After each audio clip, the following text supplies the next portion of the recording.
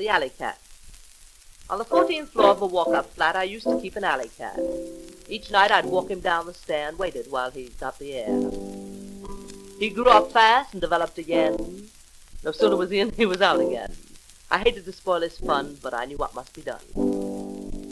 So I called the cat, and he staggered home with a raggedy and a broken dome. And I knew he felt like hell that day, so I spoke to him this way. Is it worth it? For that momentary something to yowl around till neighbors call a cop? Is it worth it? For that momentary something to have 900 kittens call you pop?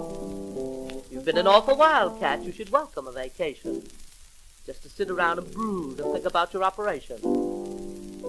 I'll give you one more night out to complete your education. Then the sheltered life is good enough for you. I took him to the vet and had his profile bobbed. And when he sat down, he said, "Hell, I've been robbed." He went out that night, but came right home to bed. And the look on his face was a scream as he said, "Well, you've done it. Now the operation's over, I'll never be the same. It seems so strange, but you've done it. Now the operation's over, no longer will I take chances with the names. I had so many wives, I didn't know where I was at. But since my change of scenery, all the girl cats holler scat. I pass them by and hear them cry, there goes that pansy cat. But the sheltered life is good enough for me."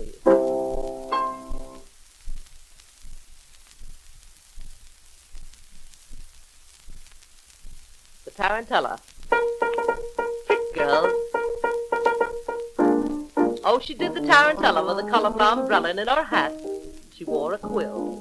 She dressed up like a fella in a suit of real bright yellow just to give the audience a thrill. She would prance in her dance with a chance that her pants would stand the strain.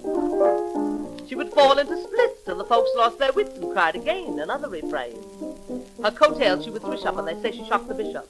But the bishop said, "Oh, no. She may be slightly vicious, but her footwork is delicious. Why, it makes me shout bravo. I shall not leave this place until 3 times more at least she will do the tarantella with that colorful umbrella, and in her hat that darling quill."